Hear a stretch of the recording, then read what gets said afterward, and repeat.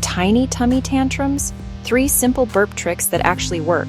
Problem: babies swallow air while feeding, and suddenly, oh no, fuss and gas. Fix and try 3 gentle moves. 1. Hold baby upright against your shoulder. Pat softly for a minute. 2.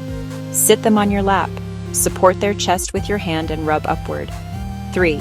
Lay baby belly down across your lap. Gently pat. Always use a burp cloth. Pause feeding to burp midway. Pause feeding to burp at the end. Relief: calm baby. Less gas. More cuddles. Simple. Safe. Sweet. If burping's a battle, check with your pediatrician.